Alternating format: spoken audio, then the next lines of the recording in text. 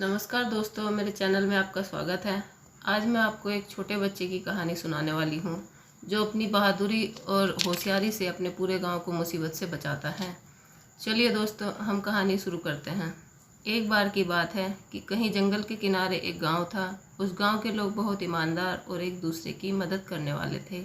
सब कुछ ठीक चल रहा था, पर अचानक से उस गाँव में चोरी होने लगी और रोज़ दिन पर दिन चोरी बढ़ने लगी। चोर बड़े शातिर थे, किसी की पकड़ में नहीं आ रहे थे। गांव में हर रात किसी न किसी के घर चोरी हो जाया करती थी। चोर इस तरह से चोरी कर रहे थे कि पुलिस भी चोरों को पकड़ नहीं पा रही थी।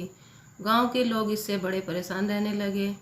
उन्हें अपने घर को बचाने के लिए बहुत कुछ करना पड़ता था, पर गांव के सभी लोग कुछ नहीं कर पा रहे थे।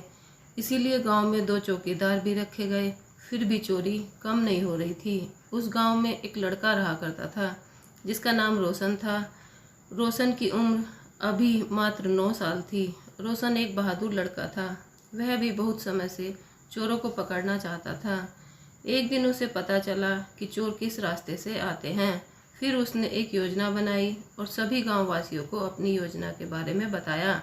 और उसी रात उसने अपने हाथ को थोड़ा सा किसी चीज़ से काट लिया। फिर उस रास्ते के एक पेड़ पर चढ़कर बैठ गया। उसने अपने हाथ को इसलिए काटा था ताकि उसको नींद न आए। जब आधी रात हुई तो करीब 5 चोर उस रास्ते से गांव में घुस आए। जब वे चोर गांव में घुस गए तो रोशन ने आधे से अधिक गांव वालों को जगा दिया।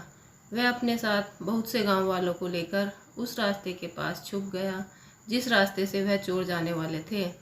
आखिरकार वह चोर चोरी करने के बाद वहां आ गए। फिर क्या था, सारे गांव वालों ने मिलकर सभी चोरों को पकड़कर पुलिस वालों के हवाले कर दिया।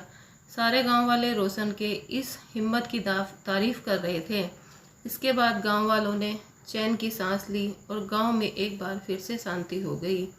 कहानी अच्छी लगी हो तो चैनल को लाइक सब्सक्राइब कर देना।